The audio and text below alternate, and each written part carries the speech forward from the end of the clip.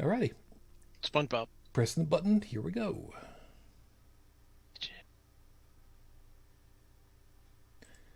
And we're live. Good evening, everyone. Welcome to Holy Crap, the Vlogcast. Vlogcast comes from a skeptical point of view to answer some of the questions of why.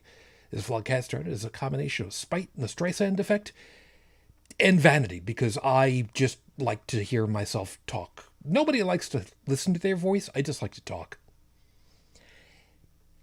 I actually really do. Part of this is to follow through with the old adage, sometimes the journey is more important than the destination. I'm your main host, of course. I am known as Shujin Tribble, pretty much everywhere under that name. You can find me anywhere. Shujin. Hi, it's good to be with you. Let me go ahead and introduce you to everybody because, there's stuff. There's always stuff, but there's stuff. From the Midwest of the U.S., Brigid, good evening. Good evening. From just off the coast of I don't know where there's a lot of hooey going on right about now. That's the technical term for it. UnrenownedTech. Good morning. Good morning to you too. And over the pond to Paris, France, Joseph. Good morning. Bonjour. It's good to be back with you all. So, a couple of quick things. Item number one. It is my birthday week. Yes. For those of you that got to see it, thank you very much. Yes, I have surpassed, and I am now 39 years old. I'm very proud to be able to say that. It's a wonderful thing to be able to do that yet again. So wait a second. We're in 2002 again?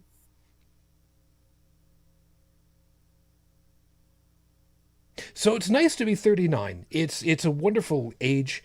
It's so pretty. All it needs is just to be buffed out every once in a while. I mean, it's a shame to get rid of it. It's such a good looking piece on me. Don't you think? Well, speaking from experience, an iron from time to time helps a bit too. That's entirely possible. Yes. And because I know full well there are going to be some people who are just like, oh, he's so vain. No, I'm vain because I like to talk. I'm not vain about my age. I was born in 1969. So I am of an age where I still, although I don't have working memory, I have some kind of memory, maybe, of a time before man set foot on another world. So there's that. So yes, I am now a whopping 53 years old. Ooh, go me.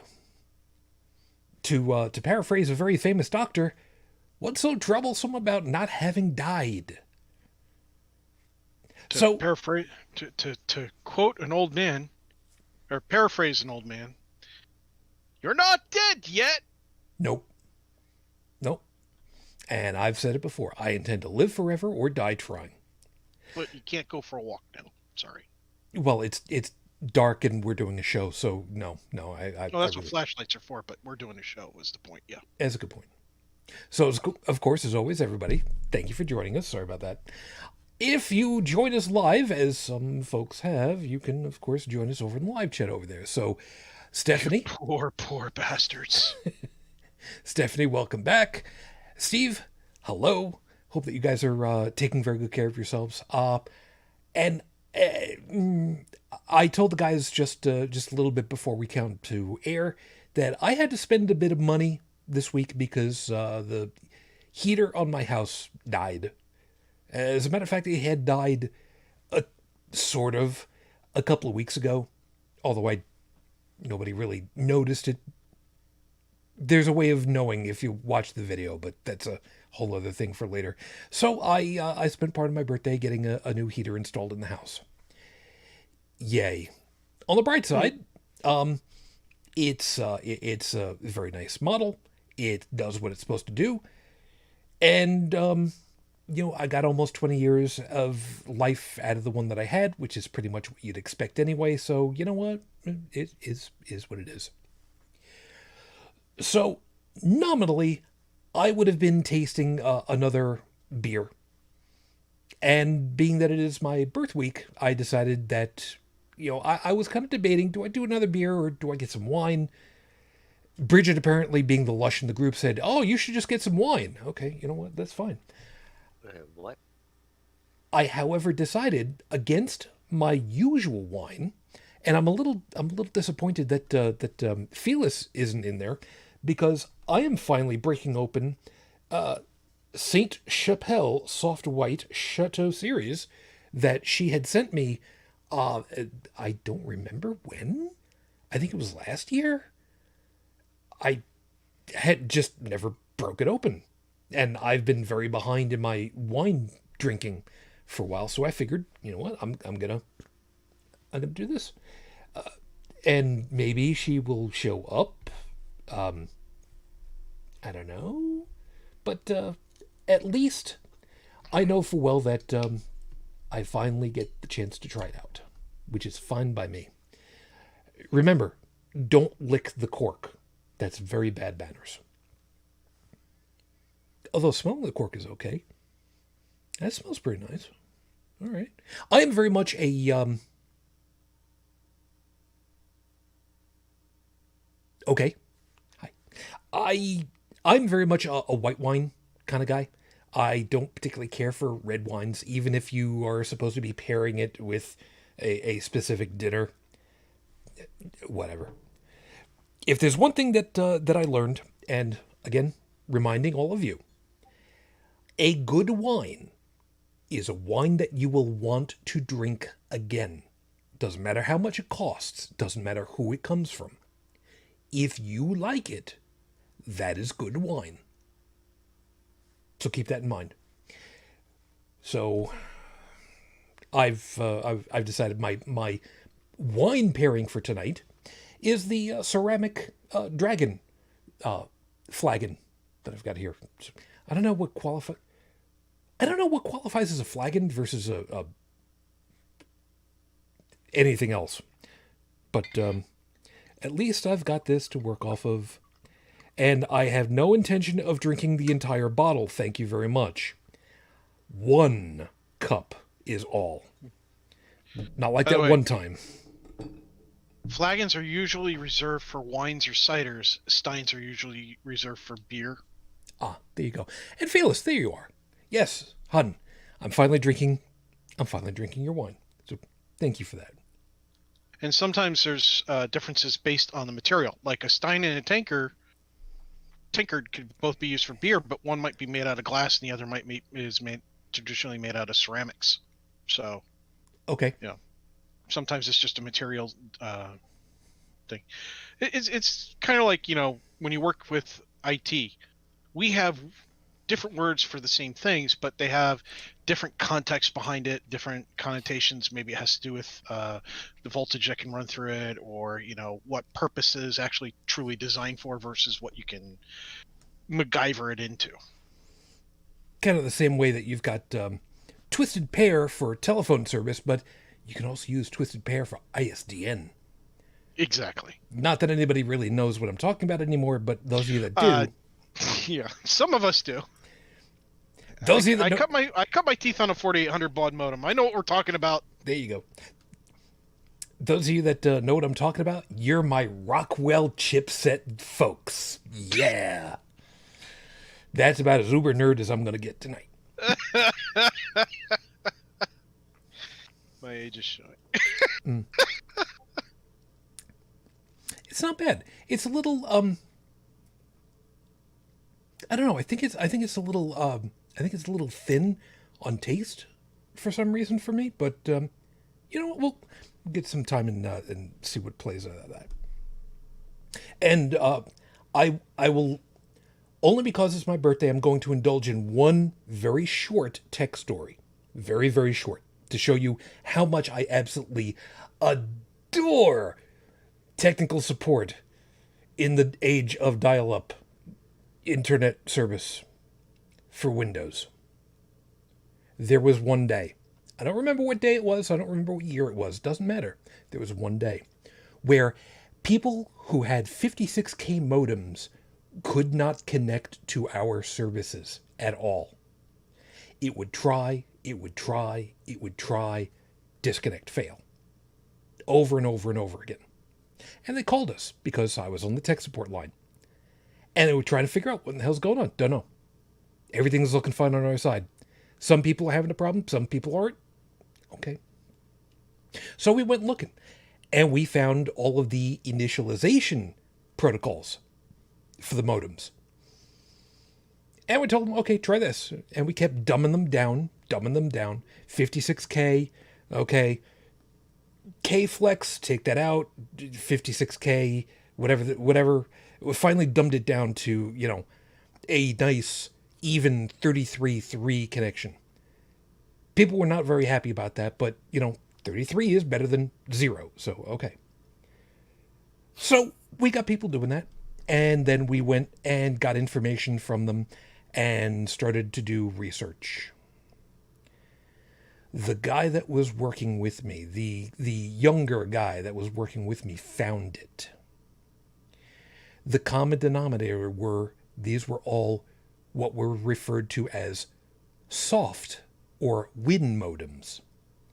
They had only just enough smarts on the PC card that it would pick up the phone line, decode and encode audio, but very little else.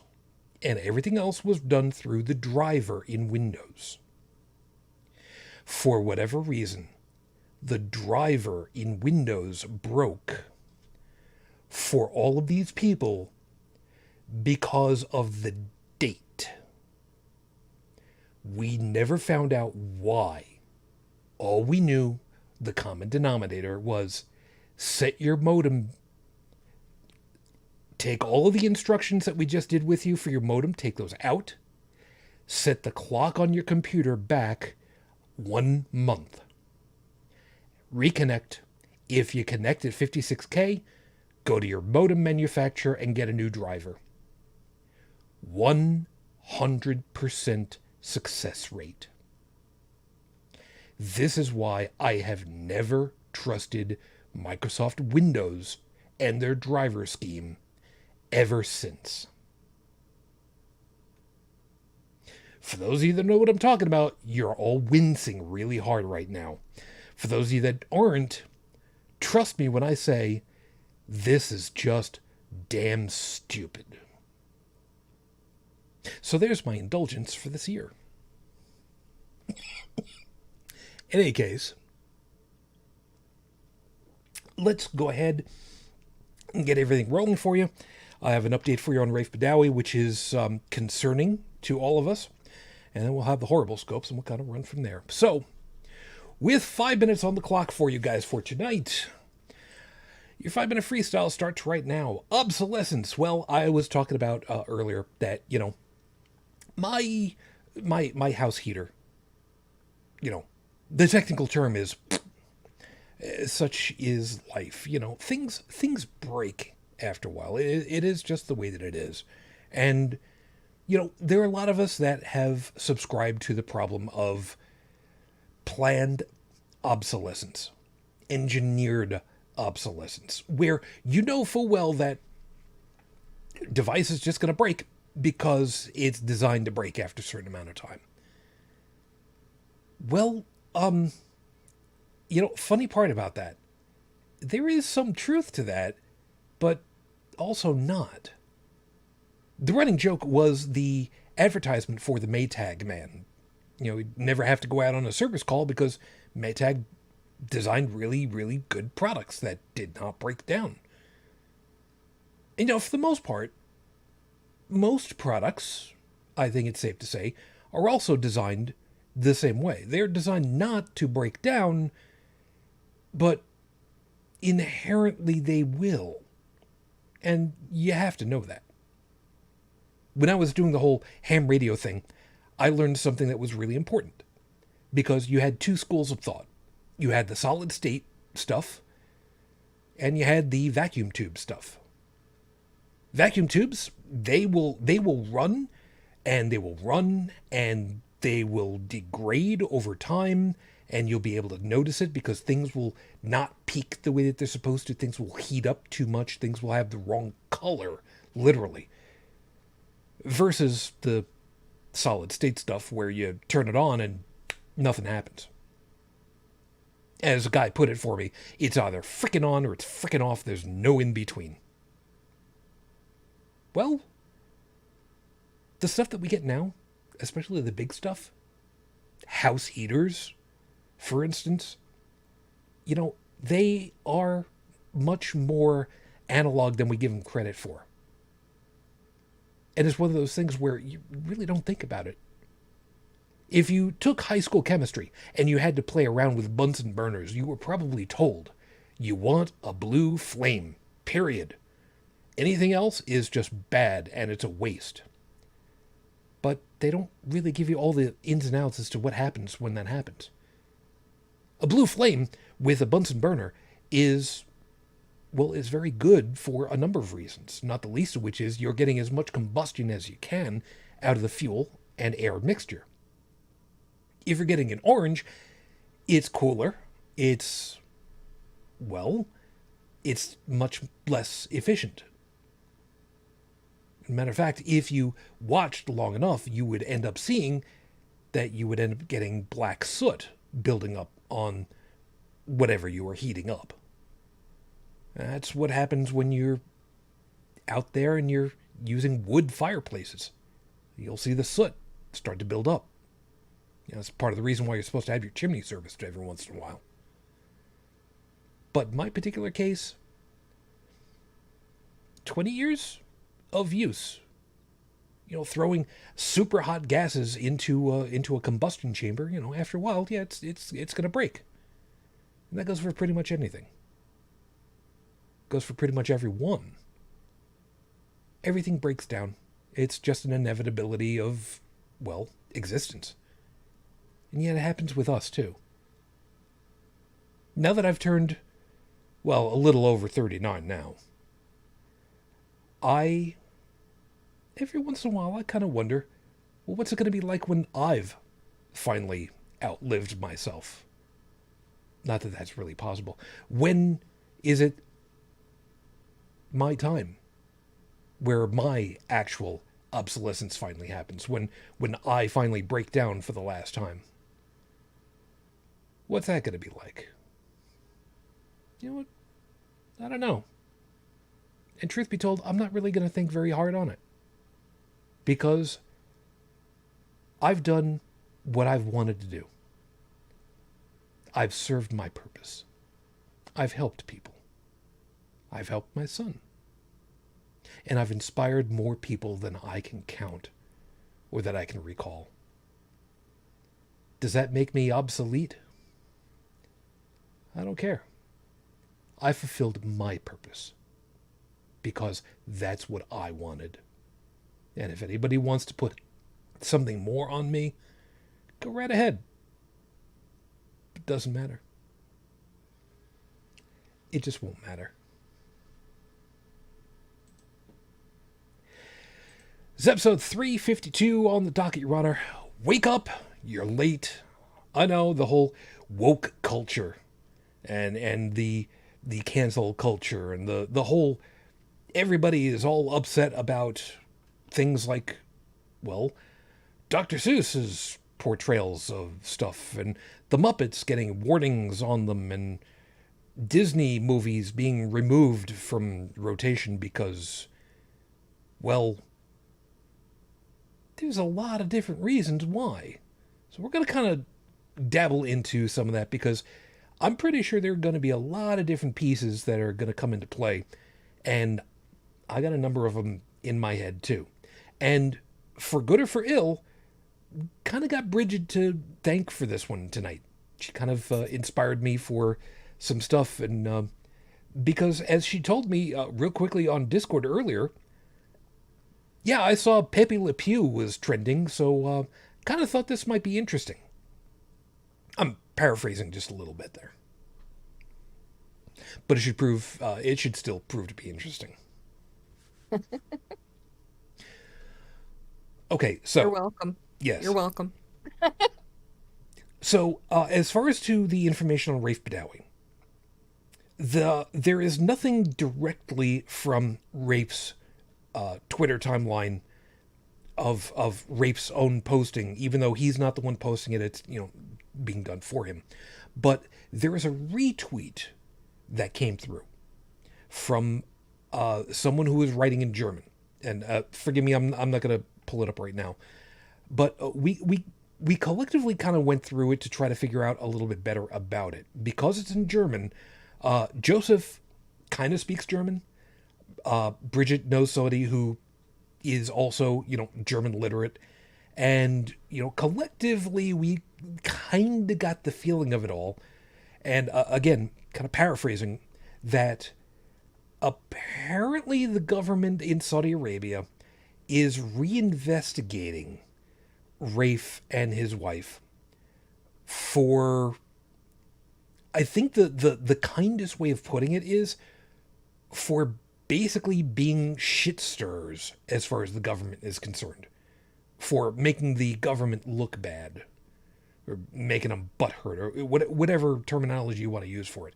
It's really kind of weird because, I mean, he's already serving a sentence, and his wife isn't in Saudi Arabia, so kind of part of it makes sense, part of it doesn't. Part of it is like, guys, really? You're going to kick a man when he's already down and you caused it in the first place? So, we're kind of in a little bit of a point where it doesn't really seem to make sense other than spite. So, we'll have to wait and see how this plays out. It's annoying, to put it mildly. With that in mind, however, as of the recording of tonight's show, since he's not yet been released, it has now been 8 years, 8 months, 18 days since Rafe was unjustly incarcerated for thought crimes. Our hopes and thoughts are still with you and your family. We're still pulling and we're still waiting.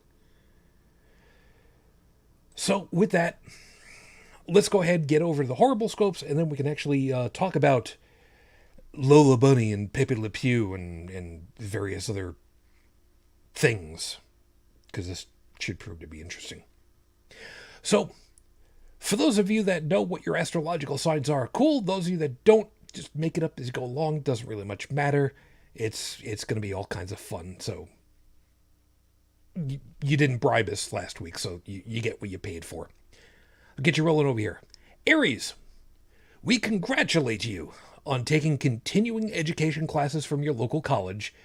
Even more so, Debate Philosophies and Mechanics 103. It's pretty challenging stuff. Word of advice for you: crying is not a valid argument in debate classes. Taurus. Oh, Taurus, you claim you are the Type A personality personified. But we know you better than that. Calm yourself, uncork the wine, slice up some tiramisu cake, and put on the DVD set of Will and Grace. Self-care is the way to go tonight. A little piece about this, by the way. This was inspired because I bought myself a tiramisu cake. The number of servings on the tiramisu cake, reminding you that it's a round cake, is 9. How the hell are you supposed to cut a round cake into 9 pieces? You sadists. The serving size is a lie. Yeah. It's meant for 2. Yeah. As somebody else pointed out to me, you do realize that one cake is also 1 serving, so... That's true, too. Tech, over to you. Gemini. Telling people that your personality type is, I'll be your friend, but I'll also stab you, in a public forum will not end well at your trial. Hold off on such statements until after the trial.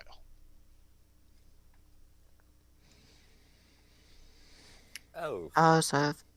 yes, Cancer Moonchild. You know that one person you work with who loves... What? Okay, you know that one person you work with who loves Star Trek? Leave an official-looking memo on their desk telling them that they will be challenged for their job position in accordance with Klingon traditions. Make sure it's in Klingon, too. If it's the boss, better be ready to run the company.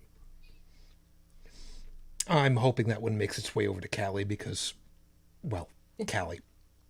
Leo, you like your coffee straight out of the bag, poured into a bowl covered in milk and eaten like cereal. There's nothing wrong with that exactly. Just that you need to accept responsibility when somebody tells you that there's something in your teeth. That someone is your dentist. They're allowed to tell you this. Yeah, so's your hygienist. Just saying. It's true. Virgo, put down the phone. That is not a rabid squirrel you see. That's just snow on its little face. It's still winter until the 20th, so relax. And if you want to have some fun, buy some apples, inject them with rum, wait 3 days, then toss them outside and watch the little critters stumble around. Virgo, don't do that, please. Leave the poor little critters Sounds like alone. fun. It is fun. No. Anybody listening, don't do it. Libra. Yeah. Since you bought a snorkel kit for last week's job, Libra, how about you invest in a wetsuit and become a golf ball diver? There's a joke there. Being that spring is right around the corner, might as well clean out those water traps, right? And remember, if you're getting cold, just pee in the wetsuit though. Warm yourself up. That is the accepted way to warm yourself up when you're swimming with a wetsuit in the ocean. Scorpio, we know you badly want to light something on fire or break some expensive objects or insult some random little kid. Don't do it. Knowing how you are, you'll end up doing at least one of those things by accident later. Sagittarius, we told you last time, didn't we, Sagittarius? We told you not to watch the Mythbuster segment on earwax candles. But did you listen to us? No. So you decided to try it out for yourself and make your own to see what it was like. You want to do these experiments? Fine. But asking friends if you can get earwax from their dogs is just pushing the few people who like you away. Record. What do foxes and hamsters have in common? A request-only train station stop. You'd think you don't understand, but you do. Sleep on it while cuddled up with a stuffed snake and lion, and it'll come to you. You know, there's a bunch of people who have absolutely no idea what the connection is on that one, and maybe if they ask, I'll explain. I know just because I listened to the show the other night where you explained it. Aquarius, until your first coffee hit, you do nothing but piss off everyone you come in contact with. Almost became a different theme. Get a name tag that says, "Hi, my name is," and don't put Slim Shady on it. And fill it in with, "None of your business until Mr. Coffee is done pouring his hot, delicious goodness down my throat." Don't know if you'll be able to fit that on the sticker, but hey, you tried to warn them, right? Right here, just a second. Pisces. Waffles are, objectively, better than pancakes. Drizzle syrup or honey on them. And they sit in little pockets. Pancakes need to be sliced first to get to the same measure of syrup infusion. This should finally explain to you the smooth brain, wrinkled brain insult kids are using today. So go out there and get wrinkled. Oh, that's right. It's your birthday this month. So those wrinkles are just you getting older, not smarter. Sorry. And those are your horrible scopes for this week. Please remember, always you look for the union label, no backseats, no returns, and 15% restocking fee if we do. And, you know, if you didn't like them, you can always bribe us for next time. Or maybe not. We do a Patreon account. Yeah, we do. And money will be more than happily sent over Dalan's way because, well... He could use it. Yeah, he could use it, and let's face it, he does more than his fair share in a lot of ways, so... He's a good guy. We still love our audio bitch. That's true. That's very true. We wouldn't be here were it not for him. Sometimes. Anyway. So let's go ahead and talk a little bit about this topic because, wow, things change over time. And I think I want to start off with the idea that, well, Dalan is one of those people who has said on occasion that, and I'm not ragging on him, that cancel culture, and forgive me, it should come across sounding like I've put in scare quotes on this one. Cancel culture is basically just stupid, and people are just too thin-skinned and need to just get the hell over themselves. And I get that. But what I want to go with for a couple of seconds for people to kind of appreciate is we also grew up in the time when that was normal and was considered normalized. No, sorry, after the fact was considered normalized. For us in the day, it was normal and accepted. And with hindsight, it is seen to have not been as good as we thought it was at the time because we did not have the understanding in the moment of what we were actually dealing with. And that's part of the reason why things like the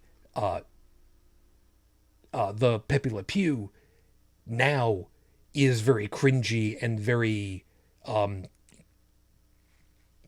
of rapey. Not exactly, but you know where I'm going on that. And, there are things like, which was it in particular? The Aristocats. I heard some people who were very unhappy that the Aristocats have been pulled from Disney. And somebody had actually asked, well, what was so bad about it? The Siamese cats. Not just the fact that, they were very stereotypical, I don't know the right way of putting it, stereotypically racist, Asian, Chinese looking, but also referring to them as Siamese. Well, yes, there was Siam at the time, but, what's the expression the kids use all these days? It didn't age well.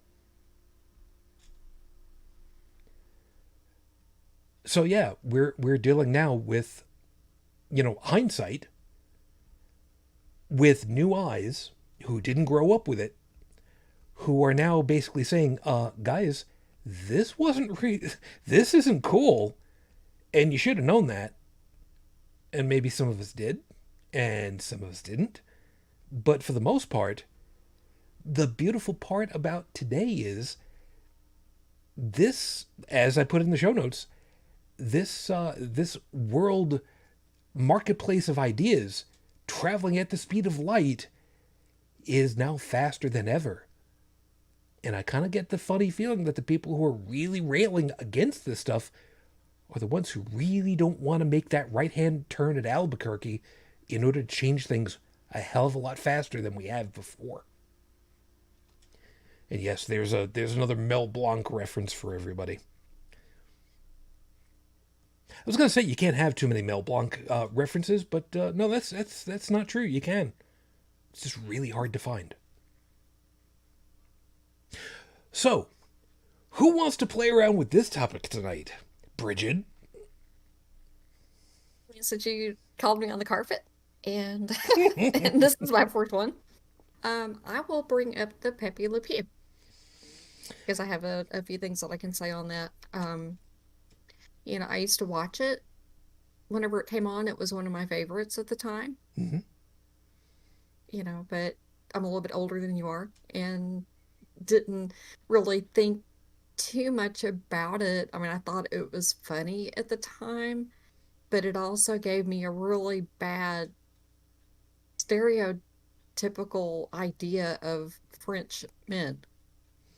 And so here I am now co-hosting a show with a male from Canada living in France that I don't feel cringy about him anymore, but when I was 16 years old at my first summer job during school, there was a group of people from France who came to visit where I was working, and a boy probably about 17, 18 years old, close to my age, was talking to me. He was from France, and I was just terrified of him because I had this stereotype in my head of these French men will push themselves all over women whether you want them to or not, and just felt scared of him. And then, another part of this too is we were, brought up during a time where, men would, push you and the women would say no, and they would keep coming on to you, and no never really meant no. And so I go back and look at some of these clips now and I'm like, oh wow, that is really cringy. Because the poor cat, couldn't get away from Pepe Le Pew, and he kept going after her over and over again. And then there was a, clip on there that I had forgotten about where, she finally gets away from him, and then he pulls out a gun and threatens to kill himself to try to get her to feel sorry for him. And so she starts panicking to go check out and see if he's okay. And then he's like, oh, you're back in my arms, baby. But it was just a trick to make her feel guilty. I'll have to find that for you because you look surprised. Yeah, that one doesn't. Yeah. Okay, But I will admit, the last time that I can vaguely remember having watched any of Pepe Le Pew's shorts uh-huh. was in the 70s when it was the Bugs Bunny It's Roadrunner been show. Roadrunner hour. Yeah. Yeah, in the 70s. Those were rerun clips from what Mm-hmm. were the movie shorts, reminding everybody that Pepe was originally shown in 1945. So, as you can probably imagine, the stereotypes for Pepe and for several of the other Warner Brothers characters were from that era, right the end of World War II. So, some of the stuff was still quite derogatory. Because remember, there were still things like, uh, you know, uh, go get the Japs, go get the Gooks, uh, get yourself a Jerry. I mean, I am using this terminology again, reminding you because that's how they spoke about it in the day. And if you're not cringing a little bit at this point, yeah, I am. I don't like. Okay, let me make sure that I get this out there. I've had to say this a couple of times because there are times where I have used terminology where, out of context, people would probably be all over my ass for it. And out of context, rightly so. I have used like serious racial epithets on this show because I was making the point of what was said in the time. And that is the only reason I would ever use something like that. Truly, honest and truly. And it makes me squirm to even think about the times that I've had to do it. And I say have to because if you steer away from and if you completely sanitize the whole damn thing, you can't learn anything from it. It's one of the things that I ended up learning from Ishmael Brown, from Angry Black Rant. May he rest in power. He's the one who told me, no, man, you use the word, because if you don't, what the hell is anybody going to actually take from it? Okay. So,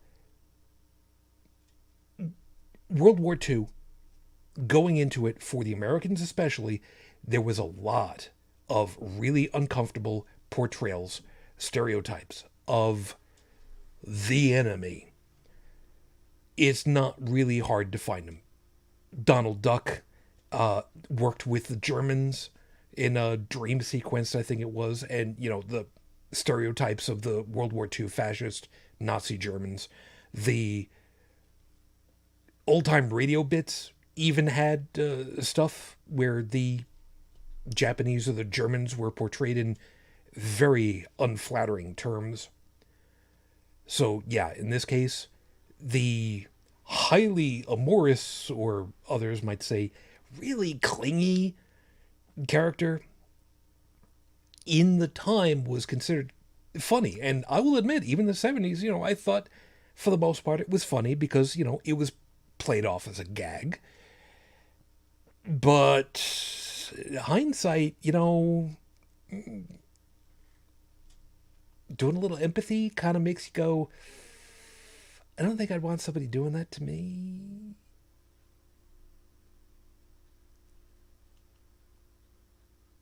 So, yeah. So it was Pepe Le Pew. Penelope Pussycat was the lovely the lovely cat that was always having to deal with him. And, well, yeah, Pepe trying to kill himself. Yeah, I'm trying to go back and find the clip where I saw it, but I mean, this thread just blew up so huge that I'm having a hard time finding it. But yeah, he is outside of the glass, and then he just pulls this big handgun out of his, I don't know, he wasn't wearing pants. I don't know where he got it from. Oh, it's the And what the hell do they call it? The elephant pocket, yeah, I think is what they and refer to it as. Yeah. and then puts it to the side of his head, and then he pulls the trigger. And then she thinks that he's dead. So she's like freaking out and everything, trying to get out of this room that she's in to try to see if he's okay. I'm gonna have Here, to see if I can find that clip. And the fact of the matter is that's actually a tactic that is utilized by Exactly. people who try to control other people. Exactly. And that's exactly what it reminded me of. It is mental. It's emotional and mental abuse, in every sense of the word. And yeah, there are things that we found acceptable at a certain point in time, things that we could say, things that we could do, because there wasn't, not only because there wasn't really any repercussion for it, but because it was accepted that that's just how things were. Like, for example, I had to explain, I think I mentioned this even on one show before, that it was not uncommon for my parents' generation and the generation before them that when somebody said something good or did something good, to physically receive a real pat on the back or a tap on the shoulder, or a gentle tap in the arm with a fist, make like you would do a fist bump, except you do it in the arm, and it's not hard, towards the shoulder. You know what I mean? And my son's generation sees that as kind of unwanted. If it's not from your close friend or a close family member, you shouldn't be touching each other. And so when you see people on TV do it and everybody starts freaking out, they don't understand that the person on TV comes from a generation where human physical contact was not shied away from in that respect. And making fun of stereotypes in cartoons was common. It was extremely common. And it's just how it was. Warner Brothers later on did come out and actually put out a statement about many of the cartoons that they had. I actually put a link to the Wikipedia article in there for the Censored 11, which were the 11, what they considered to be the 11 worst Looney Tunes, Merry Melodies, Warner Brothers, United Arts stuff. It all falls under WB as extremely racist. And what they said is like, look, we're going to leave these out here and we're going to acknowledge these because we feel that if we don't acknowledge that this was unacceptable, that we are actually then trying to hide it. And they say that hiding it is worse than acknowledging the unacceptable production. And I think that's the same. And I think that's something that a lot of today's cancel culture actually does kind of forget, is that they try to shut everything down, try to make everything go away. It's like, look, guys, and gals and other. Okay, you didn't like something that somebody said. Let's have a conversation and talk about it. Don't just start screaming from on high, making them lose their job, making them lose their career, making them lose their family until they have nothing left as a human being that they end up taking their own lives. That's not good. That is how you drive somebody into another group that welcomes them and encourages them to continue to behave as they are, rather than helping them change for the better. When you shut somebody down, you're pushing them towards basically the enemy, if you want to think of it any kind of way. If there's a group of people out there that really do horrible things that you disagree with, they're racist or they're sexist or they refuse to identify various gender types or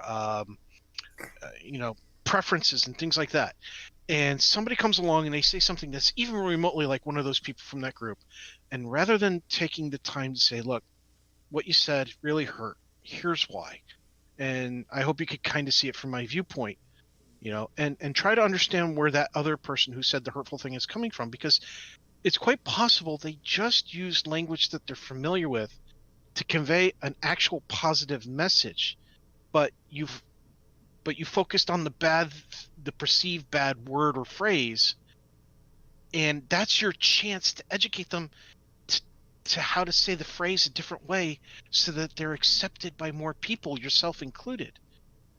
And instead you shut them down and drive them to this horrible group over here that hates you. You are literally creating your own worst enemies. And we're seeing a lot of it. And part of that little bit of that cancel culture, because there's no way to truly quantify it, but some of it is the reason why less than half, but close to it, of America wants Trump back in office in 2024. So think about that for a second before you shut somebody down completely and utterly for the rest of their lives. Okay? Or attempt to, anyway. What about attempting to deal with attempting to address their clan-mindedness? Because, only somebody with that mentality would be pushed into another quote-unquote camp or clan or whatever. Well, it's really easy to get sucked into, like, say, the conservatives when Trump was in office. I said something amongst a group of coworkers. And we were in a relaxed environment. We weren't on the clock. We were just having, a sit and bitch session over webcams and such. We were all having beer and all that. And I said something, and I think I forget what exactly was that I said. It doesn't really matter. There were a few words that I used. I could have chosen better choice words. None of them were swear words or truly derogatory, but they were just not the best words I could have used at the time. One of the people in our group happened to be younger than me, at least a decade, and got very upset about it. And it took me what felt like forever, took me half a can of beer, to get them to calm down and finally say, look, here is the context behind what I'm saying. This, that, the other thing, yada, yada, yada. You don't agree with how I said it, fine. But when you go off the horn like that, you are telling me that whatever I have to say, whatever I am as a person, doesn't matter. And if enough of you got together doing that, and then somebody else over here is going, hey, Tech, we heard your message. We understand. We have the same problems you do. We get yelled at by these same kinds of people. Come over here. We're not going to yell at you. We understand you. Guess what? They make me, even though they might be the wrong group for me to hang out with, they're trying to make me feel better. Forget their reasoning behind it. Forget their goal. Their words are reaching me when they might not have before somebody tried to shut me down. Yeah, and that is why cancel culture is it's like mob mentality. It is very dangerous. Well, that was kind of my point. Why don't we address the mob mentality? that's an easy enough one to deal with, because the quote unquote cancel culture is something that has been going on far longer than most people are really going to give, thought to. Oh yeah. Cancel Since culture. the begin- since the beginning of Christianity, I mean, like, the what was that called? Against, ban this, ban that, ban Dungeons and Dragons. I mean, it's just Oh yeah. more of the same. Oh Oh, yeah. yeah. You nerds, you need to be quiet and stop giving correct answers to stuff. You nerd. Yeah. So let's go back to let's go back to the mid 20th century, because that's stuff that we can truly appreciate, where this stuff really started to happen, because mass media became a thing, and that's how stuff started to happen out. Dungeons and Dragons was one of the first things that come to mind for me, because Dungeons and Dragons started in the mid 70s, really reached a popular point roughly 10 years later in the early to mid 80s, and there were a lot of Christian-based organizations that went ahead and said, you're just going to go ahead and invoke demons. It's a way of pulling, demon-based energy, evil spirits through the books. Satanic panic. That's what the term. Yeah. Well, yes. I mean, I was going to get to that, but yeah. And Brigid, I think that you might remember almost as well as I do that there was specifically a chick track that addressed Dungeons and Dragons. Yeah. I don't remember the specific track because I don't think that I got that one slid under my door, but regularly got those slid under my door. But I know even where I went to school, there were a couple of kids who played Dungeons and Dragons, which was like, oh my God, how could you do that? And I know that my school where I went actually had a few burnings where they burned Dungeons and Dragons rule set books and things like that, but they burned a lot of albums there too and a lot of books. Yep. And I remember that well. And I remember when the whole, backwards masking thing was all over the place. And I even bought into that. I thought that was a real thing. I was brainwashed. There were some points where backmasking was actually a real thing. We'll cover that in just a second, though. But to give you guys some idea as to how nasty the satanic panic was for the Dungeons and Dragons folks, there were the rumors that groups of people got together to go out to abandoned psych wards, to go in through the underground water and the sewer system underneath them, because they were already laid out and they could go in there with their flashlights and their grid paper and find their way through and map it out and real life play the whole Dungeons and Dragons things. But remember, if you die in the game, you have to kill yourself in real life. And oh my God, were their parents all freaked out about all that bullshit. Wasn't one of Tom Hanks' first movies? Wasn't that the topic or something like that? I do not know. That I don't know. forget it. But it was all about that. It was about the satanic panic. That one I don't know. Anyway, Not a very good. Not a well. Let's just say it was in Hollywood, but and I think it was filmed in my hometown, if I'm not mistaken, somewhere in Canada, London, Ontario. okay. But just do a Google for it. Or I'll do a Google for it. Okay. Put in the links. All right. The rest of the satanic panic, as was said, backmasking, which was a supposed method for encoding information, vocal information, usually in the form of commands, in reverse, on records, so that in order to actually hear what was being said, you had to play the section backwards. Which, by the way, on the turntables in the day, on the record players, that was a really good way of destroying your records and your record player. So that wasn't a really good idea. But it also brought up the problem of pareidolia. Anybody want to go ahead and remind everybody what pareidolia is? That's seeing or hearing patterns that aren't there. Yep. His Now, brains do that. yeah. Now, admittedly, there were a couple of bands for a couple of songs where they actually intentionally found a way of doing that because it was funny to do. However, and Tech knows exactly where I'm going, there is one immensely popular artist from from 1979 until present, who has made a life of musical food, who intentionally put one in one of his songs. That would be Weird Al Yankovic. Do you remember which song it was, Tech? My Bologna?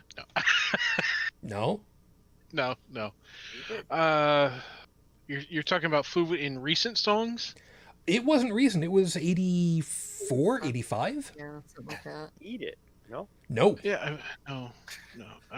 There was Fat, there was Eat It, there was My Bologna, there was... If memory serves, it was on the In 3D album. Oh, I don't damn. remember the song. I think I still have the cassette tape for that. You very well might. The track in question is Nature Trail to Hell, No. which has got one of the worst fade-outs known to musical history. But I digress. He intentionally put as a backmasked item in Nature Trail to Hell, Satan Eats Cheese Whiz.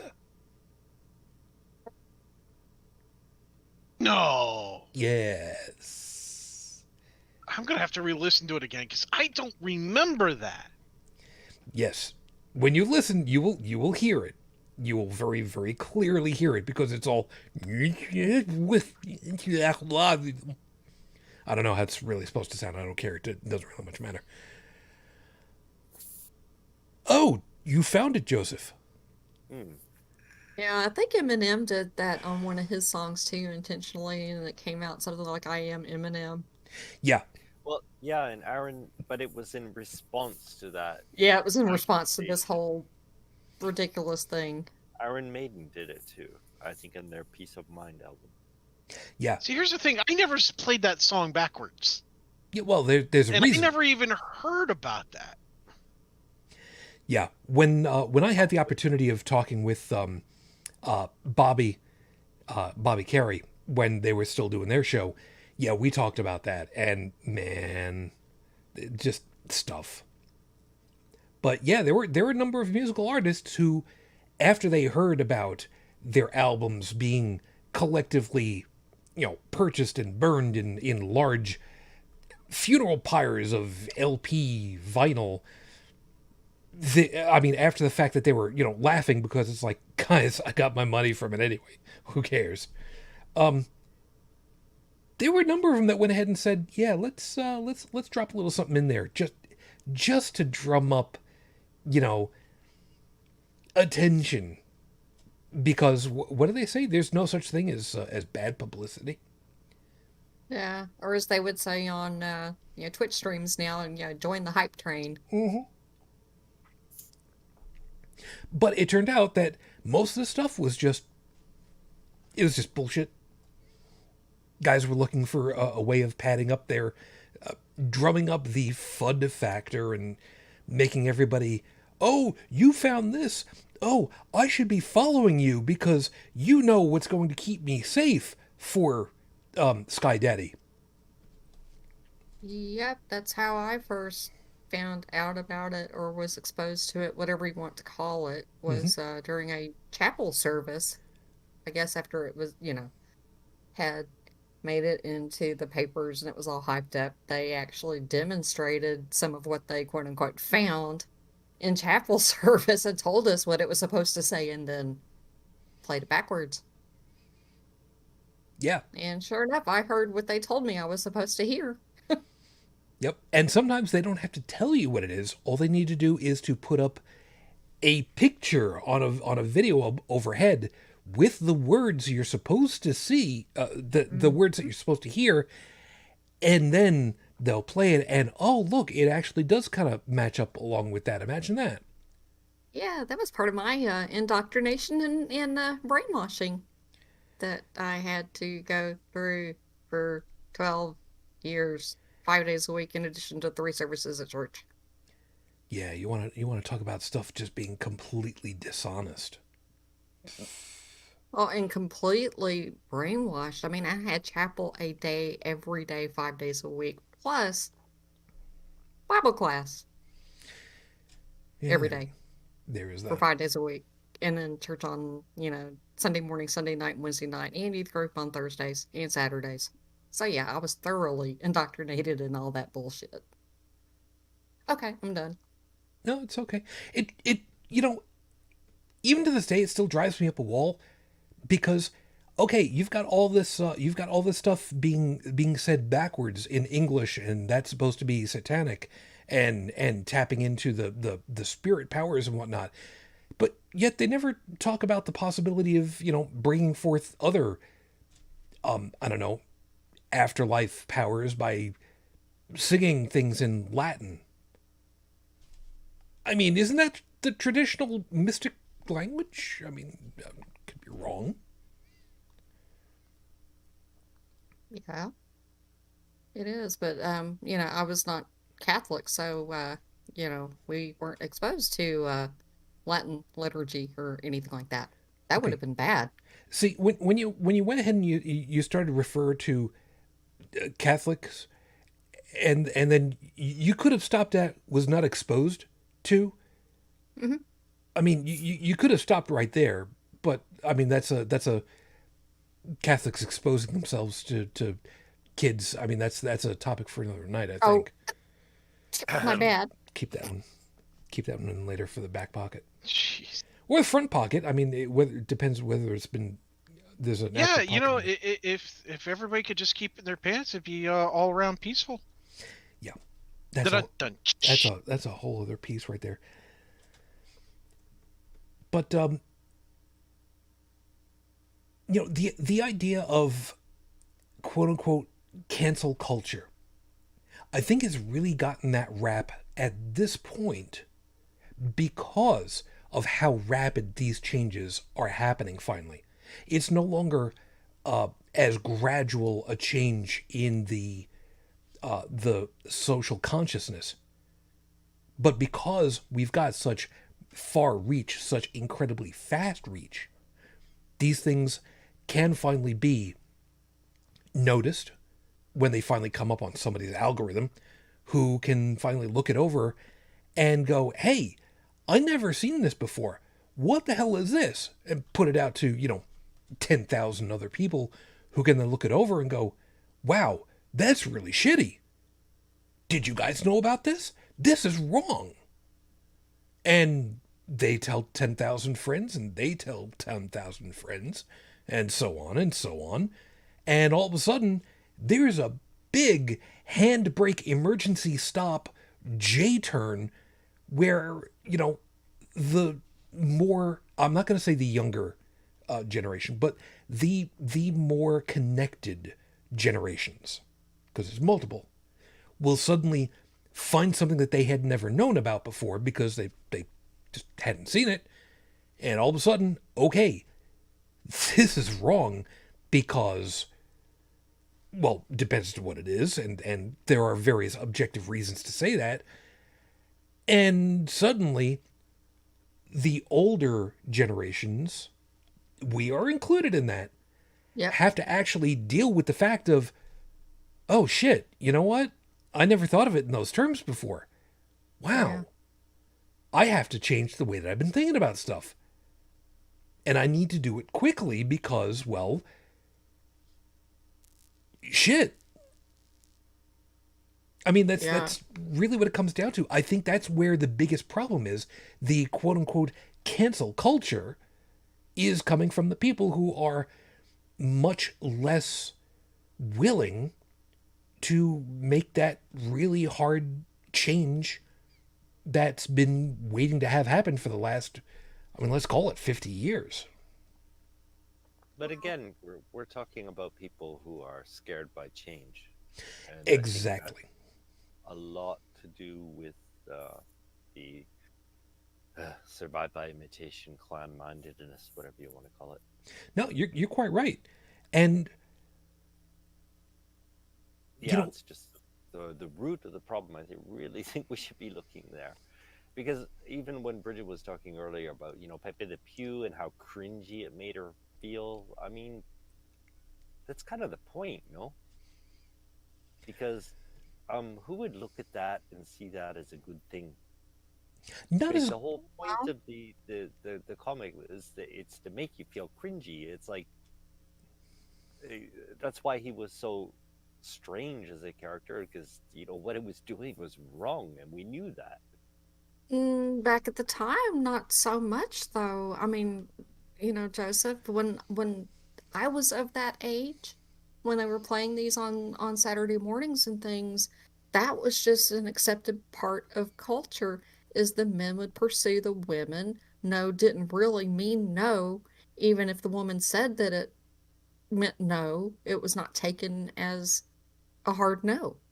yeah. And so men would keep trying to push themselves on you even after you tell them no, and that's how you started winding up with date rapes and things like that, because no So there didn't ever really mean no, and all it did was encourage the men harder. And the worst people part who was that there were plenty of Oh, women oh. who helped. Sorry. And that was Hold on, normalized. Joseph.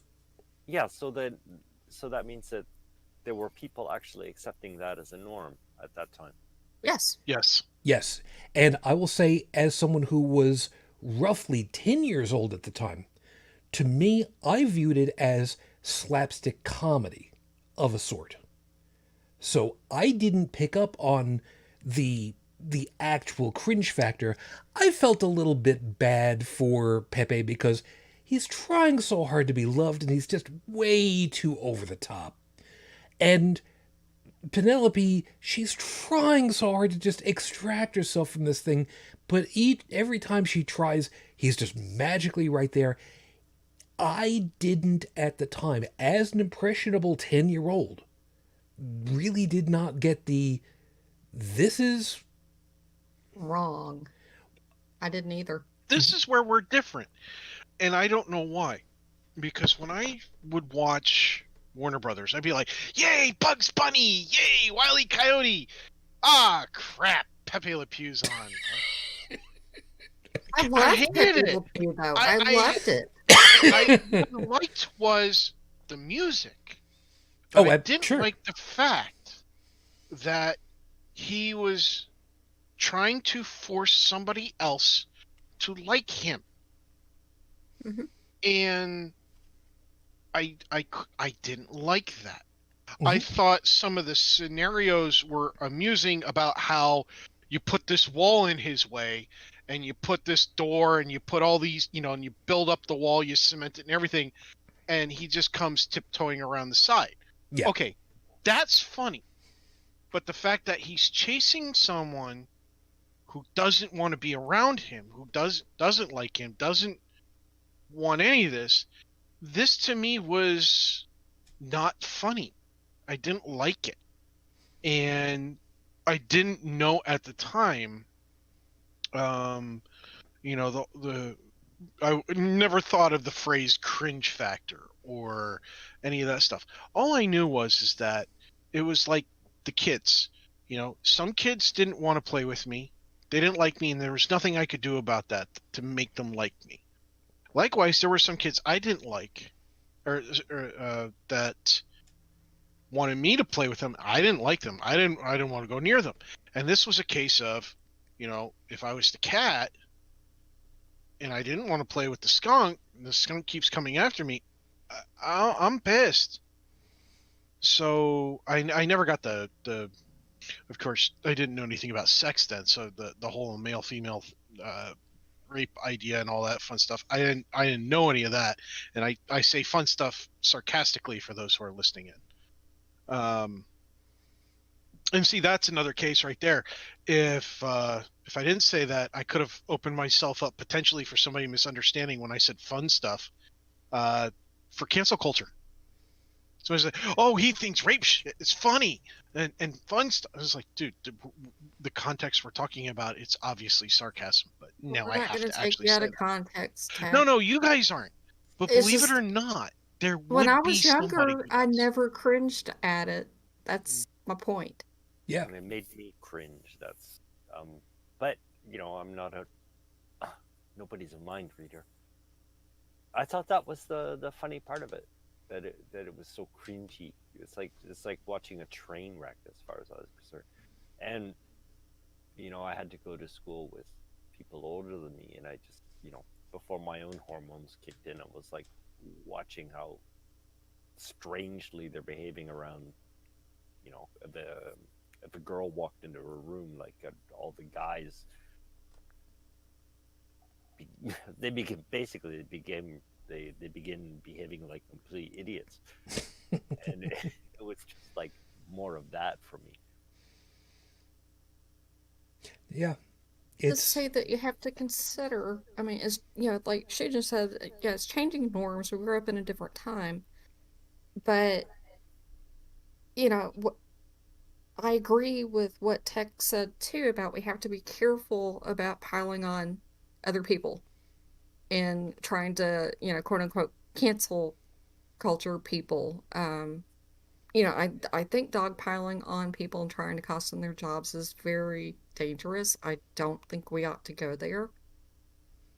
And I'm thinking like some of these books and cartoons and things like that should be kept for posterity in a library, in a special room where, kids are not exposed to them willy-nilly, but if they have permission, they should still be able to view them.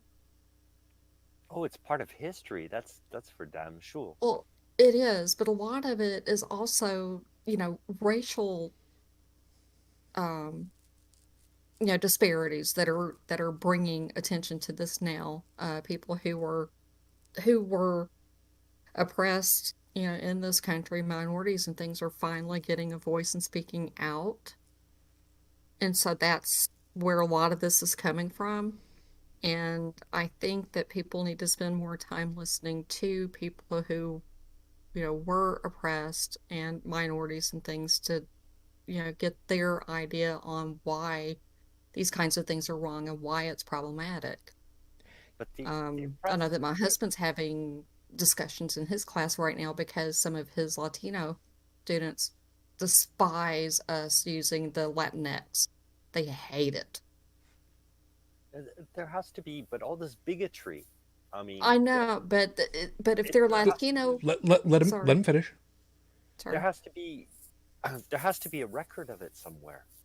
it I does. mean, if people are coming up like, where's the evidence of all the shit that some people went through because of bigotry?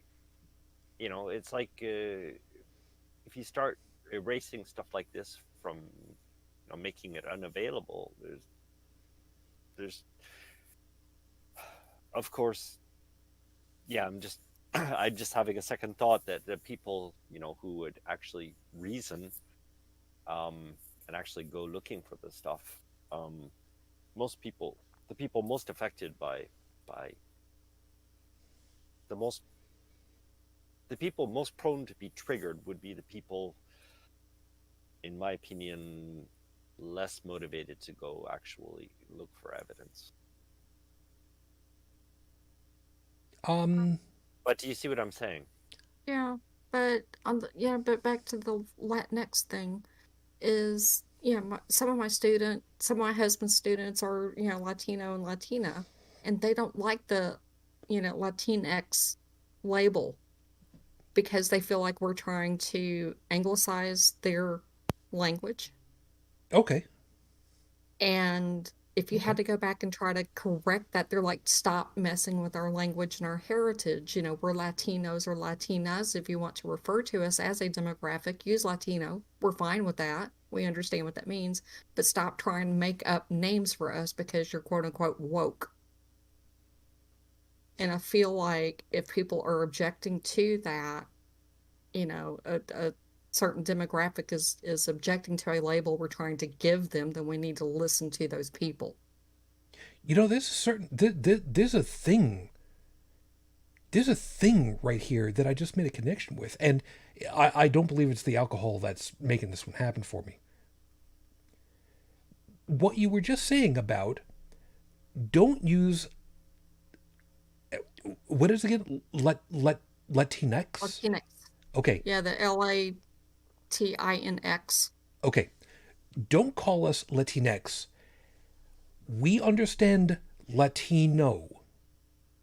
And that is a lot that is a label, that is a name, that is a demographic, that is a designation that we are accepting of.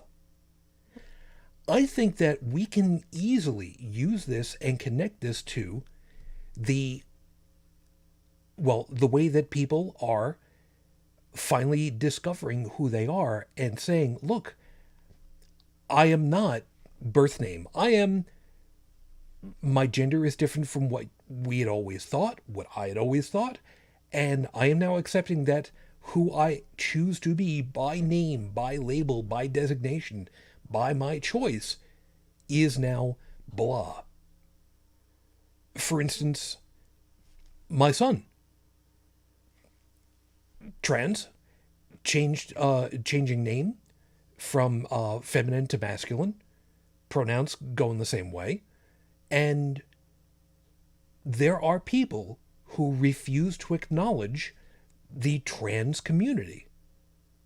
The people who are saying, look, how you've said I should be isn't who I am. That hasn't held. And I am now telling you who I am, and why don't you want to accept that? Yeah.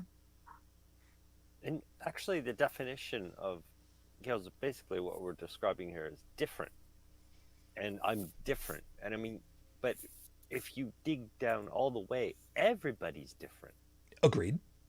And once again, I think the attention, it shouldn't be on.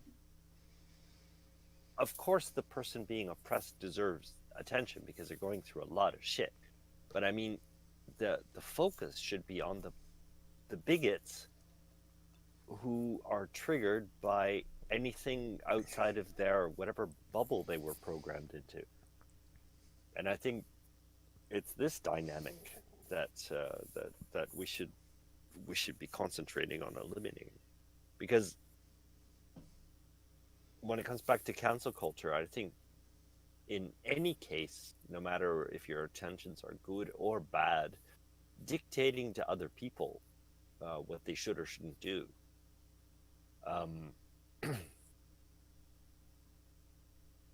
without allowing for conversation. I mean, all this should be a conversation for us. It shouldn't be a situation where socially including or including other people. Do you see what I'm saying? It should be like a consensus is. It's a conversation involving everybody. It should be a conversation, not just a series of reactions and actions and reactions. You know, I would love for that to be the case, but if there's one thing that we've seen here in the United States, that's not the case. No, Doesn't work that way. yeah. I'm absolutely not saying it's the case. Yeah. No. I agree with you. But I want to make sure that we kind of lay out over here. If you want to look at how things have changed socially in the United States, yeah, there are long terms of, gradual change, but there are also long terms of greater and greater strain. And then suddenly you have situations like the 60s, where so much changed so quickly. And there was a lot of pushback from the flat top haircut, chain smoking, cigar chomping, warmongering people who just don't want to be accepting of the hippy dippy, bra burning, what the hell is this shit? I was trying, draft card burning. That was the one I was trying to remember. Jesus. It has been a very, very, very long time since we've had those kinds of things going on. Yeah. But the point of it being that, you know, you go back and you look at the civil unrest of the 60s, the civil rights, the women's equality, the pushback against the war machine. You know, there's a lot of shit that happened that, you know, was at the time relatively unprecedented as far as to social change and upheaval. And I kind of feel like what we had happening in the 60s with those kinds of things is exactly the same kind of thing that's happening now, but with the digital divide. And again, how fast this stuff can simply explode across the social consciousness. I mean, you want some kind of ideas to just how much so? Who really cares about some kind of dumpy looking Korean singer and then suddenly he becomes the biggest thing on YouTube simply because everybody latched onto that temporarily? Are you talking about Gangnam? Yeah. Yeah. I mean, who would have guessed that this guy with this one song would have suddenly struck a chord and suddenly millions upon tens of millions of people are suddenly, yep, I'm right there with you. I'm gonna learn Korean just so I can sing along with this. And it's now in the social consciousness. You know, and Point. and the other pieces too, you know, YouTube admittedly is a wonderful platform for this. The creativity that you can find is positively astounding, us notwithstanding. But being able to have tens of thousands of people, hundreds of thousands of people at any one time waiting for you to go ahead and talk about whatever it is that you're doing, to share an experience with you, to listen to, it's in some way not very different, although it is also very different, from megachurch people getting together. Now, it's not church stuff, but it is an opportunity for lots and lots of people to get together and to share an experience. But the big difference now is, A, it's secular, generally speaking, and B, it's the connected youth. And if there's going to be social change, it's going to be coming from the youth more than anything else. Because they're the ones under the boot, being told, conform, conform, conform. And they're all going ahead and they're just biting at it all and going, screw you.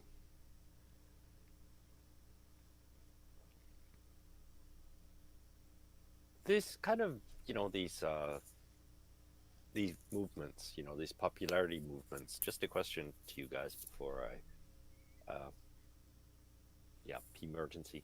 It's okay. Do you feel affected by this? The latest craze, the latest wave, the latest.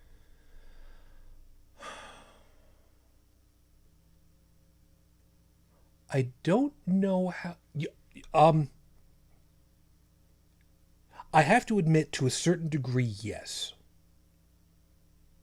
I sometimes feel bad that we don't have more people paying attention to us on our platforms. But there are times where I am very happy to share in the experience with some folks. People who play video games, especially on YouTube, and making money at it. Congratulations. But I will admit, I got roped into playing Valheim because a couple of other folks that I know were playing it, and I thought, okay, this looks kind of cool. I'll give this a try, and this has had a huge groundswell from people who just sharing the experience, not doing a hell of a lot of advertising themselves, and I guess technically I have been affected in that particular item. I'm sure there have been other things too, but Yeah.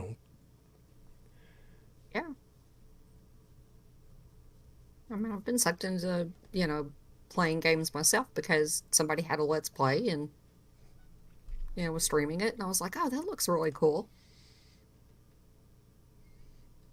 considering we can't easily get an Atari 2600 anymore off the store shelves. Thank you very much. Oh, that's true. And eBay will get people want a fortune for those things. Yeah, screw you guys. Yeah. But yeah, I mean, especially with the kids now, they're so media savvy and so tech savvy. And something is out there that they find outrageous or offensive or want to shine a light on. I mean, they'll take to Instagram, TikTok, Facebook. Well, not Facebook so much anymore because that's just like the old people like us.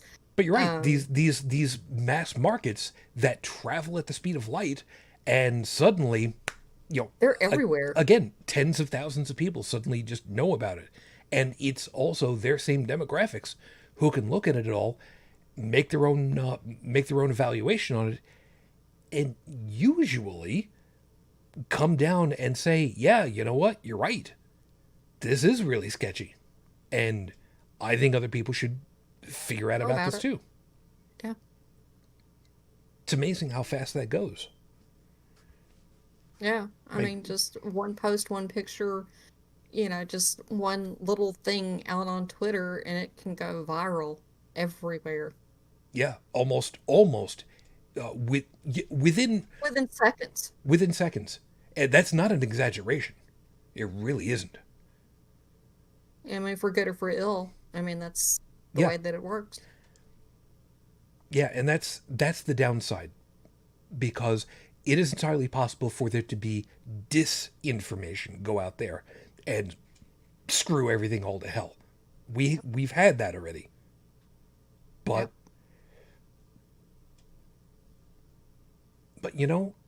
this mass market, it's a tool. Every tool is simply a tool. Is it a weapon? Is it defense? Is it informative? Is it destructive? It depends on what you do with it. And Lord knows, when there are no holds, you have to be the careful person for your own input, which is probably one of the reasons why a lot of people every once in a while basically just say, hey, I'm disconnecting for a couple of days because that's enough for right now. Yeah. Now I can't say so blame them.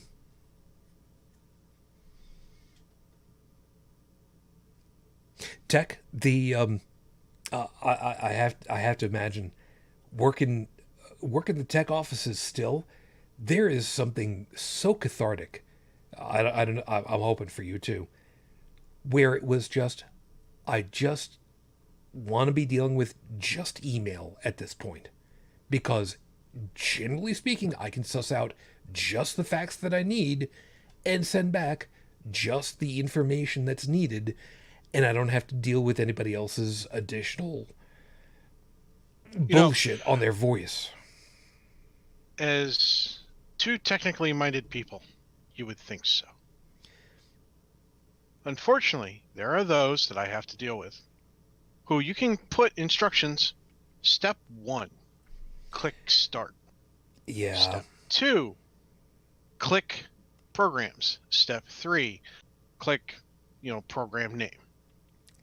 And the email response will be, the instructions are too hard. I don't know what you're doing. You need to call me. You know, and then I'll call them and it's like, okay, what part of the instructions do you have trouble with? Well, they're too complex. I was like, okay, well, you see the start button in the lower left corner. What's the start button? The button you click in the lower left corner of your screen. That window button? Yeah, what about it? That's the start button. I don't need to know the technical names. Just tell me what to do. This still happens. Yeah, it does. These are people who have been using Microsoft Windows since, 3.1, 95, and 95 Bob. 98 SE. But Microsoft doesn't really help matters by constantly changing the look of that damn button. I wish it still said this. I still wish it looked like the old Windows 95 start button and just left it at that single icon. I wish it never changed that one thing, because people resist change, and that is the same thing when it comes to our culture, and what's acceptable in our society. We resist change in every respect. It's no longer acceptable to chase girls when they say no, or chase women when they say no. Well, we still want to do it. It's like, no, it's wrong. Stop. But they want to do it. Okay? What you want to do and what is actually acceptable are two different things. But they don't want to change. Your video's backwards for me, so... Solaris 10. Oh, gee. I'm sorry. I'm having a little bit of fun because it's my birthday. Yeah. I'm allowed to. I still have my installed media for Solaris. Anybody that's kind of wondering to themselves, Solaris, what the hell is that? Wait, don't you still have an installation disk for Warp OS?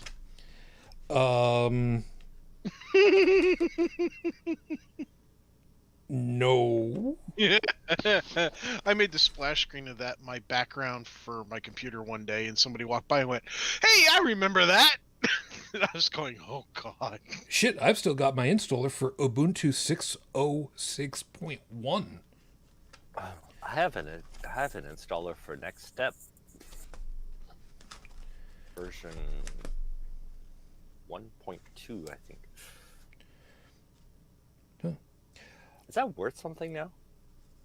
I don't know, but I do have Mac OS 10.2. Sorry, X 10.2. And I've still got an actual, honest to God, for distribution with a new PC only for product support context, 2nd edition, Windows 98. Wow. I forgot I still had this. I should try that on this computer and see how that flies.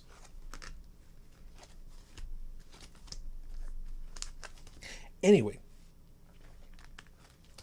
the point that we're trying to get to, while we've still got another 15-ish minutes. Already? Yeah, I'm trying to look at getting done relatively on time tonight. We have not realized just how fast social change happens at this point. And I think that's part of the reason why the term cancel culture has actually become a term, because it is the pushback from the more conservative-minded folks who don't want to move along with the social change, and it's their way of demonizing, this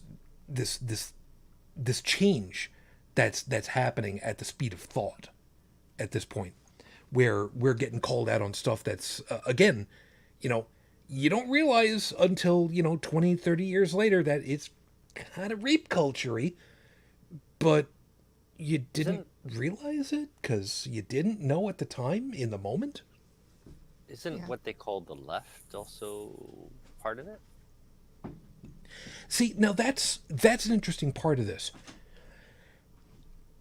I'm going to say a guarded yes, because of I'm going to use this expression jokingly because of quantum entanglement, and let me tell you what I mean. When you start to talk about the left, it is really difficult to separate out what is considered quote unquote left versus what is considered quote unquote progressive. And I think what we've got here, what has been labeled cancel culture by those that don't want to be moving along with the times, is a pushback against the progressiveness of the youth that's coming up. You know, the ones that are more and more becoming the religious nuns. N-O-N-E-S. Well, You know, this kind of started back in the 80s with the politically correct movement. You remember that, Shujin. And they started coming out with these books on, you know, these anti-PC books that were supposed to be funny and you know, referring to people that were short as being vertically challenged and things like that in jest as making fun of people trying to come up with a politically correct non-offensive term for things. But then again, I worked in a bookstore back when those books were coming out and things, so maybe I was more aware of it than you were. I think you probably were. you know, it's funny because I see this serving, you know, cancel culture. I see it serving both the left and the right. You've got, well, the right, what they call the right, but I mean, the older conservative clan-minded who want things to remain the way they are. Mm-hmm. And then you've got the you know, people who live in fear of being triggered. But in both cases, it's fear of different, but just one's all inclusive and the other one's all exclusive. I get you. And yeah, again, there's something to be said for that. The folks who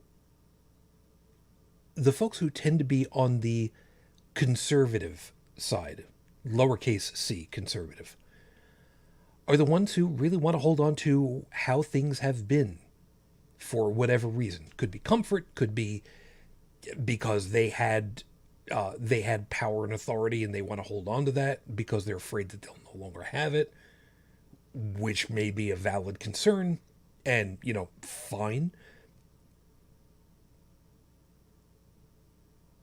But the pushback on stuff, you know,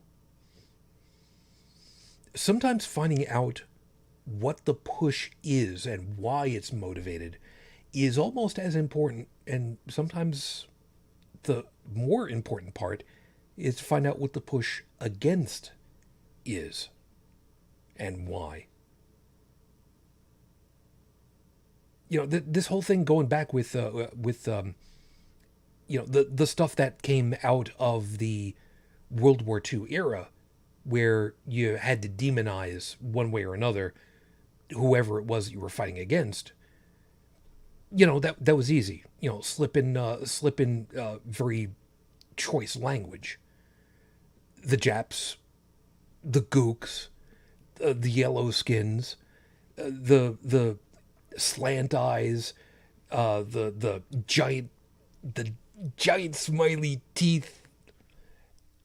You know, it's easy enough to make a caricature out of the people that you want to fight against to make them less human. I mean, so... You know, we saw that in a lot of the propaganda back then. Yeah. I mean, one of the few times that I can remember where something like that, propaganda was not done in that particular instance, was the battle expression, "Remember the Maine." There was no degrading of other humans in order to make them more palatable to kill. It was just, we're going out there for revenge because they hit us first. It's now self-defense. Okay, it was billed that way. Was it actually that way? Jury's still kind of out on that one after all this time. But still, and then you come to, World War. I don't remember if World War One actually had any racist propaganda at the time. There might have been, but I don't recall. But absolutely World War Two. And that's kind of what we came up through. Which means the baby boomers were the ones who grew up as the recipients of the world that those stereotypes helped to build up. So for them to be the ones that are pushing back against the change, I hate to say it, makes perfect sense. It's not right, but it makes sense that they would be the ones to want to hold on to it. Because they don't, I should not generalize. However, I kind of wonder if there are a lot of these folks who actually think that it is a zero-sum game when all is said and done. For a lot of them, they do. Yeah, and that's really sad. There's not enough pie for everybody to go around. Bullshit. We've got plenty of pie. Just because you don't have as big a slice proportionally does not mean that you don't have a slice of said pie. Let some people actually have some pie, for crying out loud. And the worst part is the ones who use the fear. There are ones out there who they'll take a much larger chunk of the pie, right? And they have. And they have, and they will, and they'll continue to do so. And then they'll grab as much as they can, and then they'll plant the little bit left, and they'll go, "Oh, you better be careful. Such and such group is going to take away your piece," or and it might be depending on who you're trying to scare. It might be, "Oh, you better be careful, otherwise the illegal immigrants are going to take away your slice of the pie over there," or the government's going to take away your slice of the pie over there, or so on and so on and so on. Meanwhile, these people have, in some cases, they'll figure out how to get around the financial laws so that the taxes, the tax cut of the slice that goes to the government isn't taken out of all the stuff they grabbed up. It's actually taken out of yours. And then they yell at you and say, "Hey, look, you got to vote for this, that, and the other thing and get in touch because they're going to raise your taxes." And the government was actually going to undo that so that, the slice was proportionate to who had what amount. But because we're not paying attention, or because we're only listening to fear, we're being manipulated. Well, the guys up top, as soon as they get theirs, they'd rather that, we'd fight amongst ourselves. Distracts from them. Yeah, to go along with that also, by the way, Stephanie had put in here, both sides claim the other side ate babies, for instance. Yeah, I mean, there is plenty of there's plenty of guilt and blame, I should say, to go around for who's gone ahead and said the wrong thing. I think it's very hard to argue, however, that one side has used the whole baby eating scenario more than one other side. Just saying here, Is there plenty of guilt to go around? Sure, yeah. But, I mean, let's face it. The vast majority of people who qualify under the left in the United States, the progressives, no, the left, that's more accurate, are the ones who have been more often than not accused of exactly that. Falsely, I might add. But, it so many times who can manipulate the FUD factor better. I try very hard not to use a FUD at all. I really, really try not to do that. And if ever I do, I want to be called out on it, because I do not want to do that, because to me that is as dishonest as it gets.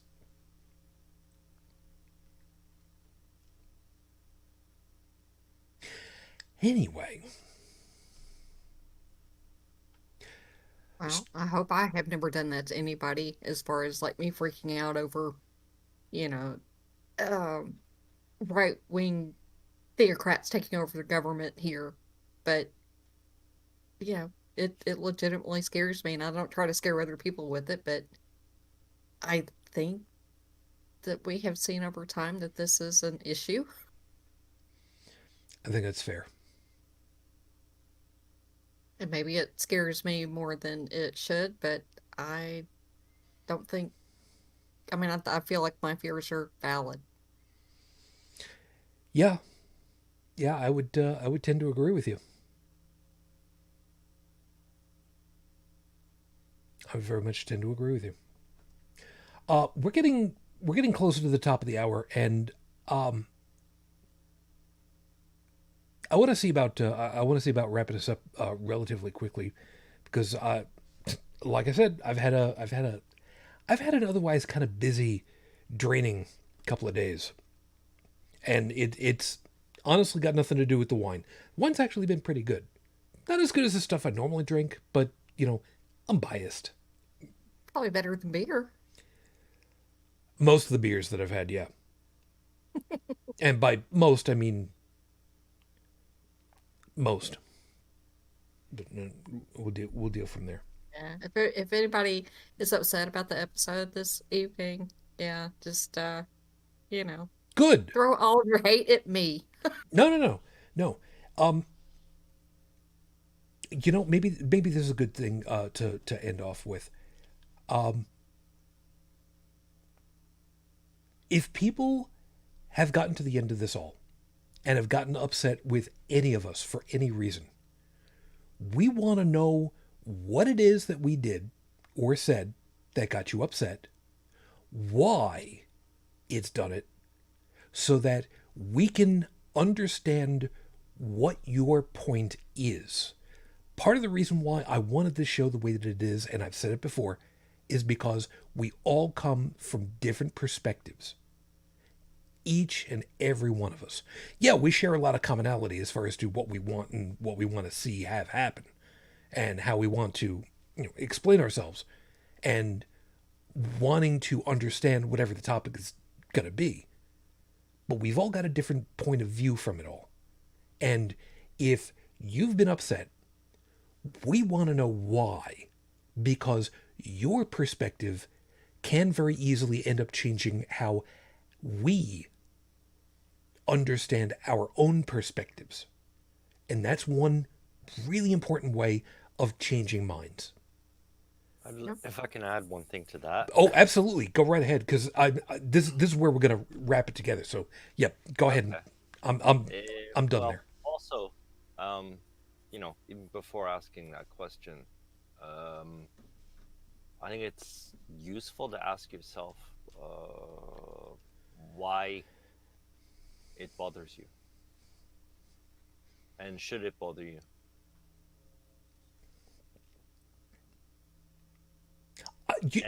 Hold on a second.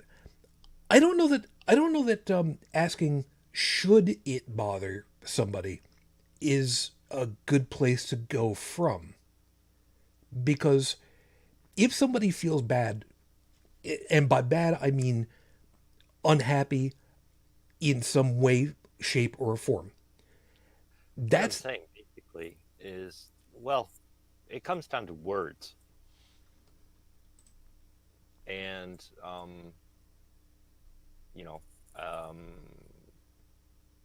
normally if it's just words, normally shouldn't, to anybody rational anyways, it shouldn't affect them, because all of us have heard, for example, racist things from time to time, but how are we affected by that? I mean, just, it's a reflection on the person saying the words. We're not directly affected. Do you see what I'm saying? We are directly, in some ways we are, because when we hear hurtful things, No, okay. what I'm saying is that we don't risk becoming racist because we hear racist things. Oh, I see what you're saying. It's not about what comes into your ears. It's about what comes out of your mouth. Oh yeah, or in your mind or whatever. Yeah. Well, I would actually argue that with as far as your thoughts go, your actions speak even louder than what you're thinking. Because I have had But actions are a unpleasant result of thoughts. thought. I have had unpleasant thoughts in the past, and I chose not to act upon them because I knew they were wrong, even though I had them. And for some people are like, well, if you had disturbing thoughts, that makes you a bad person. I was like, no, it just means I'm human and that I am prone to the same problems and the same issues as anybody else. But there are those out there who are like, well, if you're not thinking this way, then you're wrong. It's like, okay, I might have a wrong thought, but if I didn't act on it, why are you trying to punish me for it? Exactly. Yeah.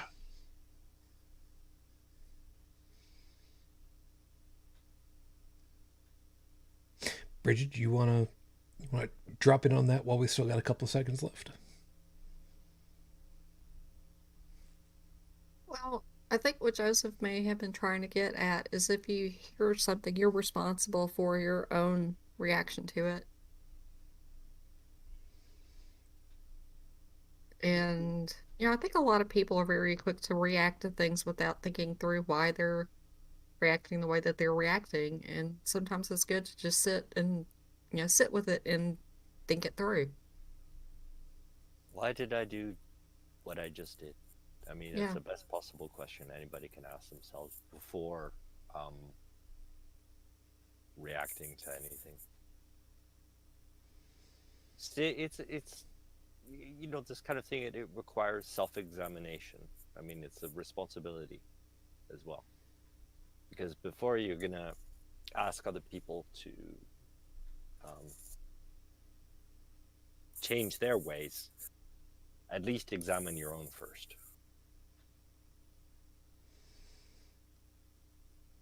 Yeah. At the same time, if someone says that this thing here is problematic, then I think that we need to be willing to listen to why they think it's problematic. Oh, yeah, for sure. And think about it. But the next question is, what should we do about it? And then that's when that becomes something else. Yeah, but that's the next bridge over. Yeah. Let me end. I'm sorry. Before did we leave anything? Did we leave anything else out that that really should be out there really quick? Or are you guys good? Good. I can drop one thing, just something to think about. Sure. With all the gender attribution and all that, but from already the role of men and women, it's already a role. So whether you want to identify as one or another, it's completely up to you. Do what you want. Like, as far as I'm concerned, anybody can do anything they want. As long as it does no harm to others. And I mean, that's basically the essential point. But already the man and woman it's a concept. It's an already established concept. So yeah, just consider that. If there was a gender neutral term, especially in French, if there was a gender neutral term, I could call myself that's inclusive to like everyone, absolutely everyone. I'd accept that in I'd adopt it in a heartbeat. Yeah, but there's not really one right now, and that goes for several languages. Yeah, If you're that should be the speaking, point of discussion. yeah, I mean, you know, that goes back to the whole Latinx thing. If we're trying to think of something inclusive, you can't expect everyone in the world, millions and millions and millions of people who, speak Spanish or French or Italian or Arabic or Pashto, whatever, to change their, nouns and make them gender neutral just to make us happy. But that's how change happens, anyways. But It does. the entire like it was said earlier. I think it was no, it was you. No, it was Shujin who said the change is gradual. It's always gradual, but the first step to that is starting the conversation. Hmm. But at Yeah. the same time, we can't have the quote unquote woke people trying to force that change on, Yeah, in my everyone opinion. everyone in the world to change their languages just to make us feel better. Yeah, but that's not going to happen. And you know, already being part of the discussion is already something, and we can't expect things to change within our lifetime or whatever. But at least we can pass knowing that we did something to make things better for everyone. That would be I'd be good. happy with that, anyways. Yeah, that would be good. I thought I had something else that I was going to add, and considering the time, I'm just going to bypass that entirely. So we'll just leave. Sorry. No, no, it. There's no problem with that. It's just a matter of that. I don't think that what would be coming out of my mouth is really that helpful at the moment. So we'll just go ahead and close it there. Thank you very much for being with us, everybody. As always, we hope that you found something worthwhile in all of our perspectives and got something to think about for yourself for the week ahead. As always, over in the live chat, Felis, it's good to have you over there. Yeah, I finished my one cup, and again, not as good as the wine I normally have, but you know what? That's okay. Still a pretty good wine. Thank you. Stephanie, also, thank you very much. Hope that you're staying safe, and healthy out over there. And as always, thanks for being with us. Joseph, you have yourself a good morning, hopefully a good safe week for you. Yeah, you too, sir. Yeah, there was an announcement. Well, the government has basically announced that they're not announcing anything. So, business as usual. Wait, So, what? yeah. Sorry? So wait, what? Does that mean that you're still on lockdown? You're not on lockdown? What's going on? Oh, I'm sorry.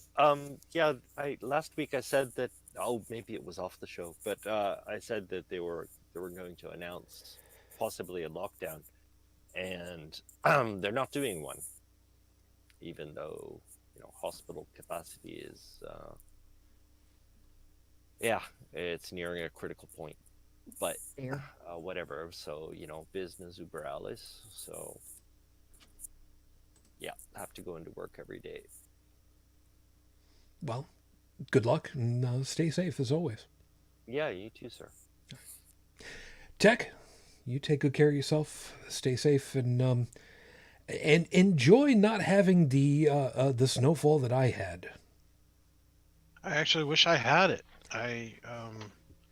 Going outside shoveling snow. I mean, besides being, for some people, good exercise, for me it was always,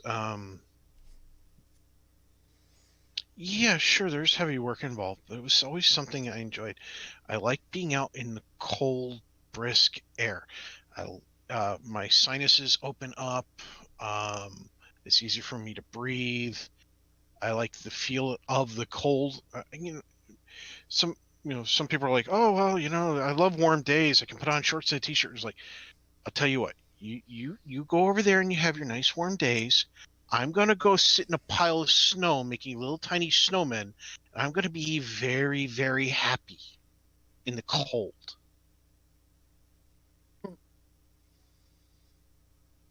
Well, I do have some mixed Russian genetics, Polish as well. So I do like the cold. Yeah. Yeah, there's nothing wrong with that. In any case, you have yourself a good week. Yeah, you do the same. Brigid, ditto. You stay safe, stay warm, and as always, thank you very much for being able to make it. Well, thank you for having me. Anything that you want to plug this week? I don't have anything to plug. Anyone you want to plug this week? No, I'm just gonna tell the entire GOP to go fuck themselves. And little Miss Cinema pissed me off with her little thumbs down, Sailor Moon curtsy little gesture. Just fuck her too, even though she's not GOP. Yeah, was that kind of reminiscent of a past representative from Arizona, I believe is who it was? Doing a thumbs down once upon a time ago? It was supposed to be, but he did it for a good reason. Exactly. Anybody who doesn't know what we're referring to, you can look it up later. Maybe we'll explain. Probably not. We'll give you homework to do. But otherwise, thank you, on you have yourself a good week, huh? You too. As always, everyone, please have yourselves a good, safe week. We'll be looking forward to talking to you again next week. If you'd like to get the audio version of the show or to check out any of our contact information, take a swing over to holycrapthevlogcast.com. You can get all of the information over there. If you'd like to leave us a voicemail message, I need to slow down. The phone number, of course, is 859-HCTV-554, 859-4288-554. Please stay safe. We know that, especially for the folks in the southern part of the U.S., this is going to become very problematic in very, very short order. Please stay safe to the best of your ability. Especially those of you in Texas. We're going to be not looking forward to that. So in the meantime, as always, you all take good care of yourselves. We'll see you next time. Until the next time we get together, everyone, as always, I wish you all the peace I no longer have.